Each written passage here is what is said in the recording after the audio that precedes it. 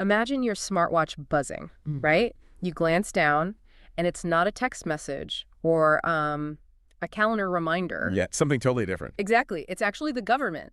And they're asking you to cast your vote on an agricultural subsidy. Which is wild to think about. But then, say, 10 minutes later, it buzzes again. Right. And this time, it's a localized tax reform bill. I mean, on the surface, this sounds like the ultimate democratic utopia. Total participation. Yeah, just absolute power directly in your hands all day, every day. But researchers at the European Union recently took this exact scenario and they ran it through a simulator. And the results they got are actually kind of terrifying. They really are. Welcome to the deep dive, everyone. Our mission today is to cut through the noise of the daily news cycle and look at the actual future of European democracy. Specifically, we're zooming way out to the year 2050. Right. We are exploring this genuinely fascinating 2026 report from the European Commission's Joint Research Center. It's titled Futures of EU Democracy. And, usually when people talk about predicting the future, there is this expectation of magic. Like you gaze into a crystal ball and suddenly everything is perfectly clear. Right, exactly. But when you step into the world of systemic research and geopolitical strategy, you realize pretty quickly that foresight isn't a crystal ball at all. It's much more like a wind tunnel. Oh, I love that analogy. Foresight isn't a crystal ball, it's a wind tunnel. Yeah, because the researchers aren't trying to predict the exact color of the sky in 2050. They are testing the aerodynamics of our current society to figure out what might break under extreme pressure. That makes so much sense. So we're basically taking the democratic systems we rely on today, putting them inside this simulator and blasting them with hurricane force trends just to see exactly where the cracks form. Precisely. And the report tackles 3 core challenges that are putting immense pressure on our systems right now. Right. And those are declining citizen support for democratic institutions, the fraying resilience of those institutions themselves, and of course, the incredibly disruptive impact of AI. Yes, artificial intelligence is a massive factor here. So we are going to look at these extreme, almost sci-fi scenarios for the year 2050. Just so we can understand the choices we need to make today, right? Sure. But before we fast forward to 2050, we really have to look at the present. I mean, how do researchers even begin to build these futures? Well, they build them by identifying what they call weak signals or emerging issues. Okay. And the methodology relies on this idea called dialectical waves of change. Okay. Dialectical waves of change. That sounds heavily academic. Let's try to ground that for everyone listening. What does that actually mean? Sure. Think of it as a constant clash of forces. So you have the status quo, the way our political and economic systems operate right now. Right, the normal everyday stuff. Exactly. That is the thesis. But bubbling just beneath the surface, you have these emerging, somewhat radical behaviors or new ideas that directly contradict that status quo. So that would be the antithesis. You got it. A weak signal is essentially a tiny ripple happening today that suggests a massive wave of change is coming tomorrow. I see. And when the status quo and this new wave inevitably collide, a completely new reality is formed. Wow. And the report highlights some incredibly fascinating weak signals happening right now. Things you might not even realize are actually political. Right, like youth values, for example. Yes. We constantly hear this narrative that young people are, disengaged from politics, that they just don't care. But the report argues they're actually just redefining what participation means. That is such a crucial distinction.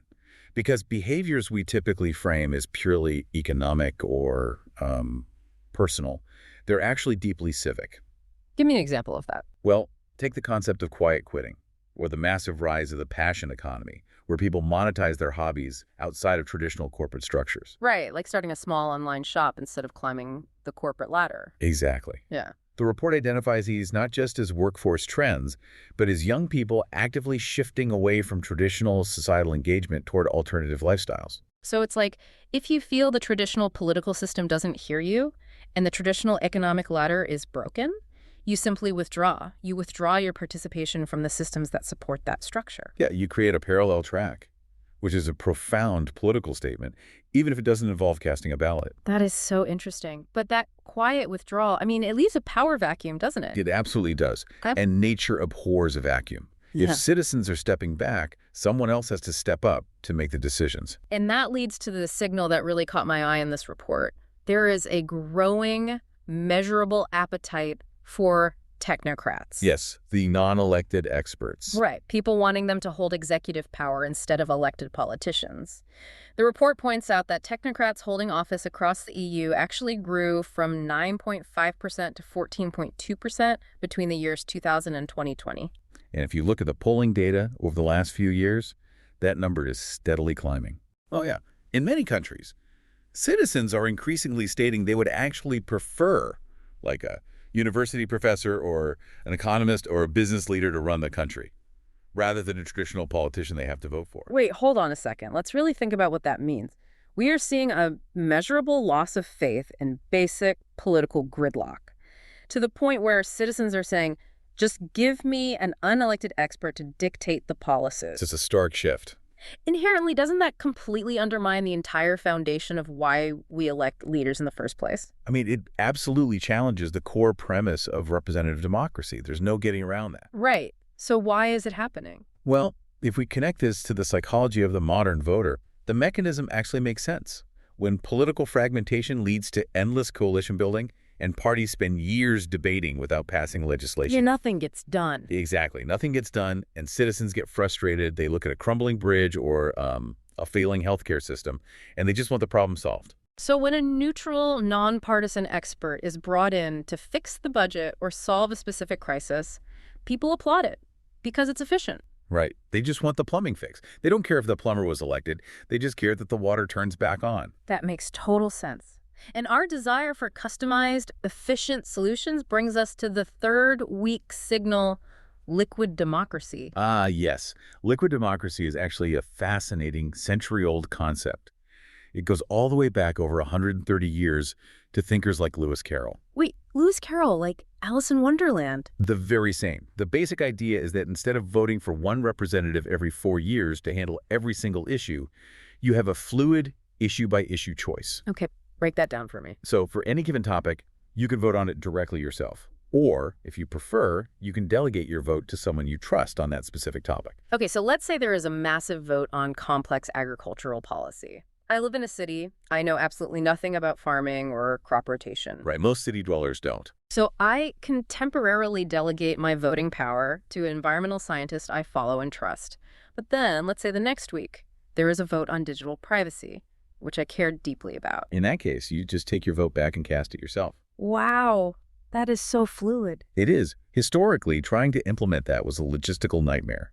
I mean, imagine trying to track millions of fluidly shifting delegations on paper. Oh, impossible. But today, AI and blockchain technologies make this ledger system instantaneously feasible on a massive societal scale. Okay, so we take these weak signals, youth withdrawing into alternative engagement, a deep frustration leading to a desire for hyper-efficient experts, and technology finally enabling liquid democracy. Right. We take all of that. We put those signals into our wind tunnel, turn the dial up to hurricane force, and fast forward to 2050. Let's see what happens if we give the people ultimate, unfiltered control. This leads us directly to the first extreme scenario mapped out in the report, which is AI-facilitated direct democracy. Okay, the smartwatch utopia. Exactly. In this 2050 reality, we've essentially handed the steering wheel directly to the public. Citizens are voting on almost everything directly, using their wearable devices. So this goes back to my smartwatch buzzing every 20 minutes, asking for my stance on municipal zoning laws. Yep. And human-centered AI is running constantly in the background to make this possible. The AI takes a 500-page, incredibly dense political bill and translates it into 3 clear, digestible bullet points for you. That sounds incredibly helpful, honestly. It does. It compiles the public views in real time and even suggests optimal policy tweaks based on the collective mood of the nation. On paper, it is the ultimate democratic utopia. Complete transparency, total inclusivity.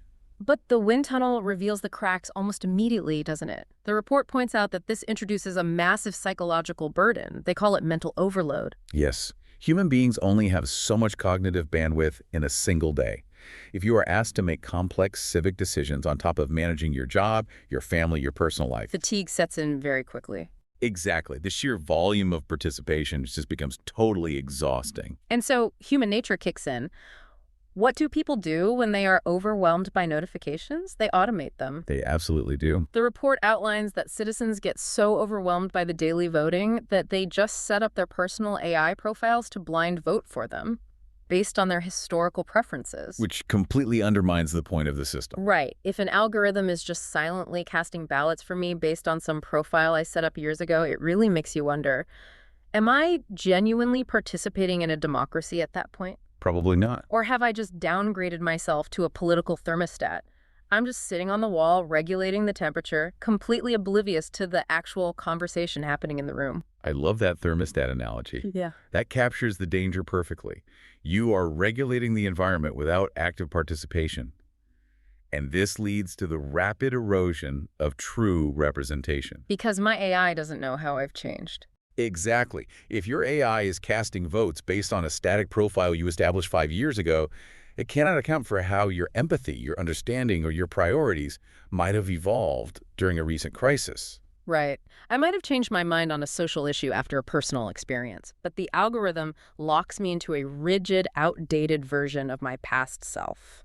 It's terrifying when you think about it on a societal scale. Wow. So direct democracy via AI eventually just becomes automated stagnation, which leads to a natural question.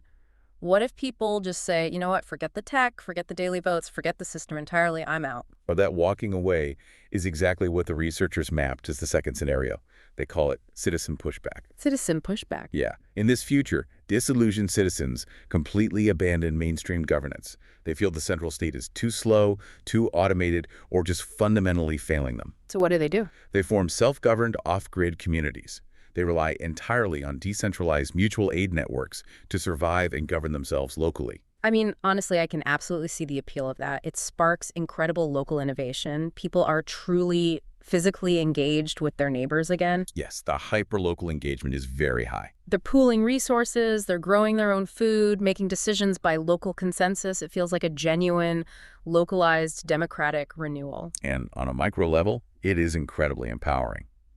But the foresight process forces us to look at the macro level, what happens to the large-scale structures. Right, the big picture. The report highlights that this widespread withdrawal causes massive societal fragmentation.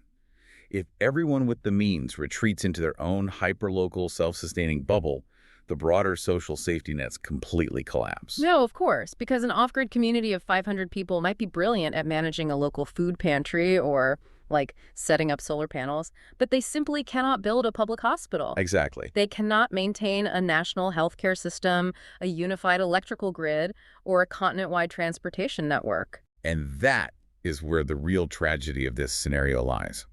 The most vulnerable groups, the elderly, the disabled, those who simply cannot physically or economically participate in these rugged off-grid communities. They get left behind. They are left entirely stranded. The nation-state loses its tax base and its authority, completely losing its ability to protect the marginalized. Man, so those first two futures show us the very real dangers of extreme citizen participation.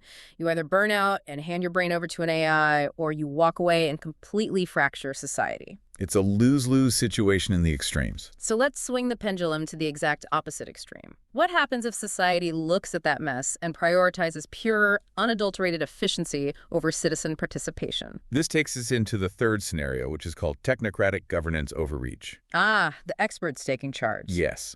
The non-elected experts we mentioned in the week's signals earlier. By 2050, they haven't just been consulted. They've completely taken over all executive functions. Elected politicians are phased out in favor of specialized managers. And the truly scary part about this scenario is that at first, people absolutely love it. They do. Yeah. Because initially, it works remarkably well. The policies are deployed incredibly fast, they are effective, and they are completely free from the toxic partisan bickering that just exhausts us today. Right. Complex crises like a pandemic or a massive supply chain failure are handled with cold, scientific precision. The report calls this mechanism output-based legitimacy. Output-based legitimacy. Okay, meaning the citizens don't really care how the decision was made, the democratic input. They only care that the result, the output, is good. That's exactly the trade-off. If the trains run on time, the inflation rate is zero, and the carbon emissions are down, the citizens are totally happy to trade away their input. But there's a sinister underbelly to this, isn't there? Oh, absolutely.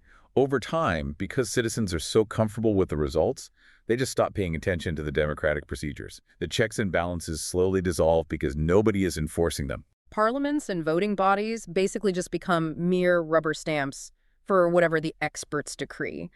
This sounds exactly like handing your life over to a ruthless personal trainer. Ah, that's a great way to put it. Right. Sure, you get great results, the output is fantastic, you are in the best physical shape of your life, but you have absolutely zero freedom to eat a donut, sleep in, or question their methods. Your fundamental agency is just gone. And just like that trainer might eventually push you into an unhealthy obsession or an injury, the technocratic system eventually falters. How so? Because when you remove pluralism, when you remove the messy, diverse, contradictory voices of the general public, you get systemic tunnel vision. Furthermore, the concept of scientific neutrality becomes weaponized. Weaponized in what way? Well, expertise is used to shut down legitimate debate. If you question a policy, you aren't just disagreeing. You are labeled as anti-science or anti-efficiency. Inclusivity is completely sacrificed on the altar of optimization. Wow.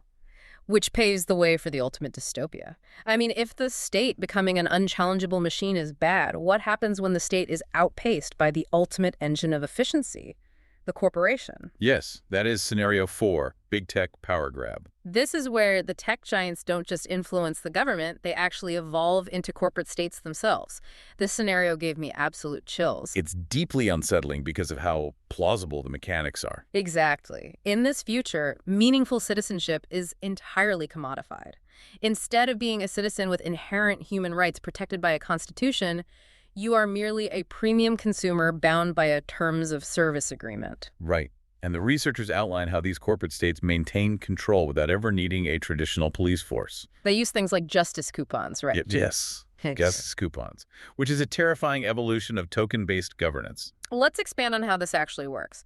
Imagine your street has a massive pothole or a broken streetlight. Today, you would call your city council representative. It might take a while, but it's a civic process. A messy, slow civic process. Right. But in this 2050 scenario, you log into an Amazon-style portal, you spend 3 justice coupons that you earned by recycling your corporate-branded packaging, and a corporate drone comes out to fill the pothole. And you feel incredibly empowered. Because the problem was fixed in an hour. But you have just traded your fundamental human right to safe public infrastructure for a digital loyalty rewards program. It creates the perfect illusion of accountability. You feel like you have a voice because you are spending your little tokens to get immediate neighborhood fixes. But the big picture is totally out of your hands. Exactly. The ultimate systemic decisions, where the budget goes, how resources are allocated, who gets cut off, are being made in a corporate boardroom based purely on profit margins and algorithmic control. And the way they enforce that control is deeply insidious. The report mentions the use of neurosensors and total data surveillance. Let's talk about the mechanics of that, because this isn't just a camera on a street corner. It's not at all. This is biometric feedback integrated into the architecture of your life. Your wearable devices, your neural interfaces, your smart home, they're all constantly mining your mental state, your stress levels, your micro-expressions. Wow. They use this data to create hyper-individualized realities for every single person. So let's say you are reading an article about a controversial policy the corporate state is pushing. Your wearable detects a slight spike in your cortisol levels and a change in your pupil dilation. The AI registers this as dissent stress. Yes, dissent stress. But instead of arresting you, which would cause a public outcry, the system just subtly alters your algorithmic reality. The next day, you simply never see an article about that policy again. Your feed is just filled with cute animals and productivity hacks. Exactly. You aren't thrown in a physical jail. Your reality is just quietly edited. You are algorithmically silenced. Which results in the total death of the shared public sphere.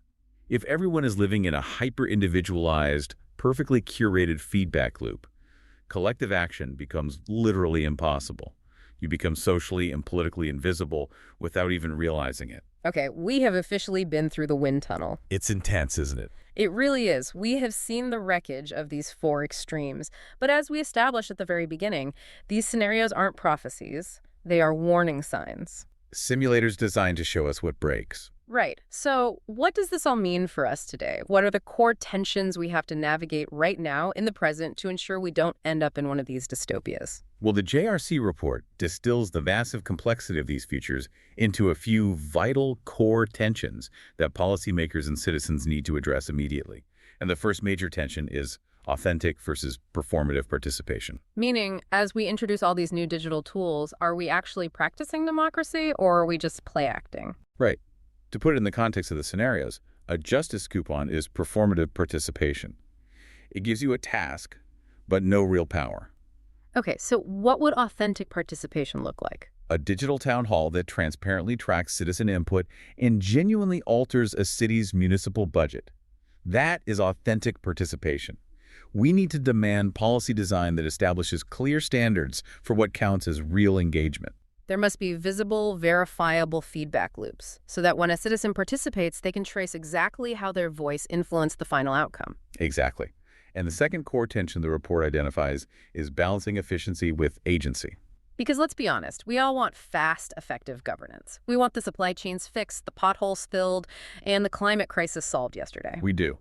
But the lesson from the technocratic scenario is that fast governance cannot come at the cost of substantive citizen involvement. If we rely solely on AI models or unelected experts to accelerate the process, we systematically dismantle the checks and balances. Checks and balances that protect society when those experts inevitably make a mistake. Right. We have to fundamentally redefine what efficiency means in a democratic context so that it inherently includes inclusivity and pluralism. Because a decision isn't truly efficient if it alienates half the population and sparks a massive societal backlash a year later. Exactly the point. True. Long-term stability requires the friction of democratic debate.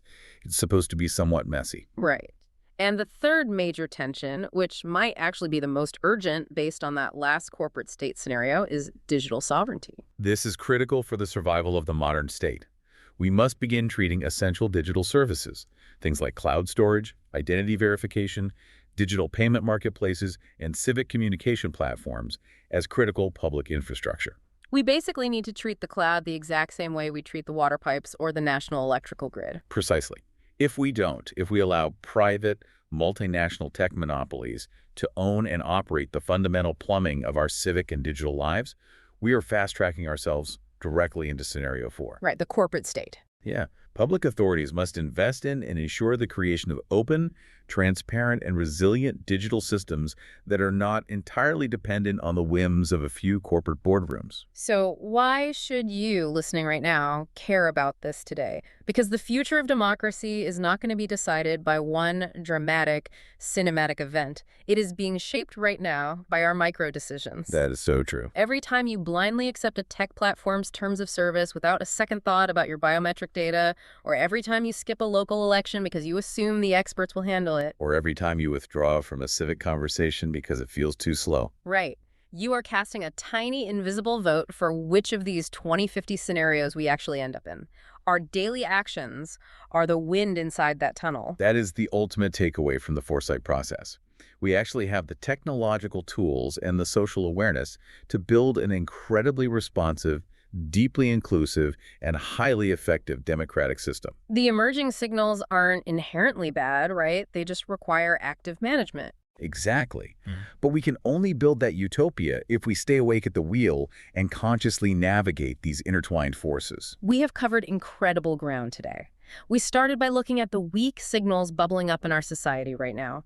Youth withdrawing from the traditional social contract into alternative economies. The rising seductive allure of the hyper-efficient technocrat. And the new technological reality making liquid democracy actually possible.